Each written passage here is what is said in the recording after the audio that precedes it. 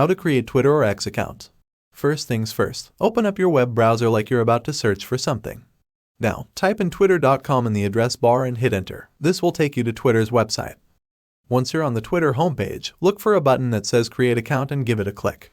Now, they're going to ask you for some basic info, like your name, email address, and when you were born. Just fill those in where they're asking. After you've typed in your info, there should be a button that says Next or something similar. Click that to move on. Click on Next. Click on Sign Up. You might get a message asking for a special code. Don't worry, just check your email or phone for a message from Twitter with that code, then type it in where they're asking. Once you've entered the code, hit Next again to keep going. Now, it's time to create a password for your account. Make sure it's something you'll remember but also secure. If you want, you can add a picture to your profile. It's totally optional, but it's nice to have a face to go with your tweets.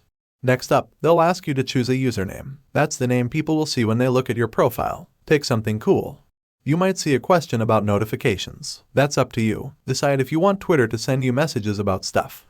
Then, they'll ask you about your interests. This helps Twitter know what kind of stuff to show you in your feed. Pick the things you like.